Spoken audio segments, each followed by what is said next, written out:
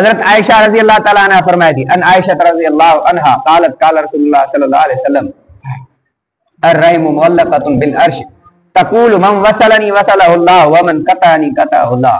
हजरत बीबी आयशा सिद्दीक़ा तय्यबा ताहिरा फरमाई थी, रसूलुल्लाह सल्लल्लाहु अलैहि वसल्लम फरमाया, मिटरी माइटरी रिश्तेदारी सिले रहमी इहे अर्श सां लटकियल आहे, टंगियल आहे।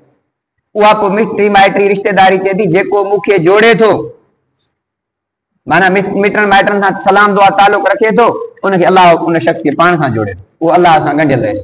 जेको तोड़े थो छॾे, बाबा चाचे खे सलाम कोन्हे करणो, मामे खे कोन्हे करणो, चाची सां कोन्हे मिलणो, चाची त न चाचे सां, वरी मासी सां बि कोन्हे मिलणो, पुफी सां बि कोन्हे मिलणो, भेण खां बि परे, भाउ खां परे, जंहिं वटि बरका मथे था अचनि उहो थोरो अर्श ते उॾामी थो अचे, उहो नज़र नथो अचे।